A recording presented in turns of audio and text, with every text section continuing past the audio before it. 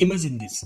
You want to start a small bakery. You need ovens, refrigerators, tables, delivery bikes, everything. Now, would you buy all of that upfront, or would you rather rent only what you need and expand as your bakery grows? That's exactly how cloud computing works. Instead of buying expensive servers and computers, you rent them from companies like Amazon Web Services, Google Cloud, Azure, and many more. You only pay for what you use, right? In this video, we are going to break down cloud computing in the simplest way possible with real life examples that even your grandma would understand. By the end, you will not only know what the cloud is, but also why it's changing the world and how you can ride this wave. Let's rewind to the old days. Companies used to buy huge, expensive computers called servers. These servers lived in air-conditioned room with blinking lights. If you needed more power, you had to spend lakhs of rupees and wait for delivery and install everything and pray it didn't break. Now imagine you have a website. On Valentine's Day, your website gets 10 times more visitors and boom, your server crashes and customers leave and your business lost. But with cloud computing, there is no need to panic. You simply ask AWS, hey AWS, give me more power just for today. And when traffic slows down, you release it.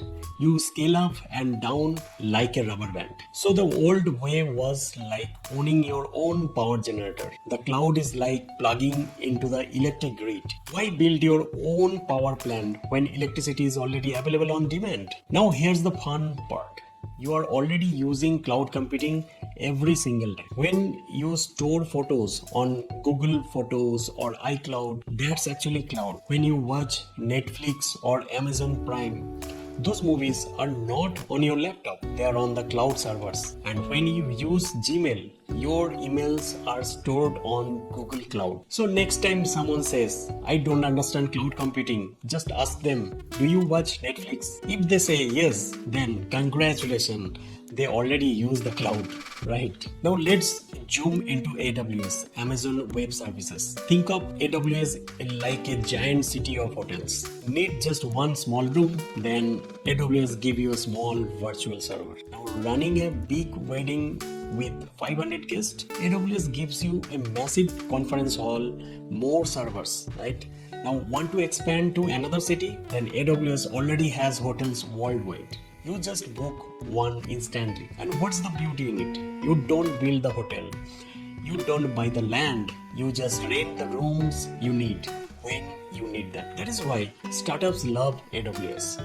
You can literally launch a new applications today without buying a single piece of hardware and pay a few dollars, and your apps can be accessed by millions around the world. Now, the cloud is not just one thing. It comes in different flavors. So, flavors means the service models actually. There are various cloud service models. So first one is infrastructure as a service, that is IaaS. Think of it like renting an empty apartment. You bring your own furniture, decorate it, and decide how to use it. And example is like AWS EC2, that is virtual server. Next service model is platform as a service, that is PaaS. Here the apartment is semi-furnished. You just move in with your clothes and start living. And third one is software as a service, that is SaaS. So this is like staying in a hotel and everything is ready, food, bed, your clothes as well, cleaning, and you just enjoy. So the example is Gmail or Netflix. These are the software as a service. The software is providing to you directly and you are just using it. There are various interface softwares are there like Salesforce, BMC. Those softwares are also as a part of software as a service. So cloud is flexible. Whether you want full control or partial control or no control at all, it's your choice. Alright, let's quickly recap why the world is moving towards the cloud. Number one factor is cost saving. Because there is no upfront investment. You have to pay as you go. And scalability. It's like you are growing like a rubber band. Expand when needed and shrink when not. Third one is global reach. Your application can reach customers worldwide in a minute, right? And fourth one is innovation speed. developers can focus on creating, okay, but not fixing the hardwares. Let's be honest, who doesn't like saving money and saving time and reaching more people, right? That's why cloud is so much popular, and cloud is our present and it will be our future. So in a nutshell, cloud computing is like electricity for the digital age. Instead of building your own power plant, you just plug into the cloud, and AWS is the biggest electric grid in this world. Now here's the exciting part. Today we just understood what cloud is, but next time we are going to explore how the cloud actually works behind the scenes. Like what happens when you click launch server in AWS. Trust me, you will never look at the internet the same way again. And if this made sense to you, hit that like button, subscribe, and get ready for the next video, because the cloud is not just the future, it's already here and you can be part of it. I'm Amit, signing off today. See you in my next video. Thank you.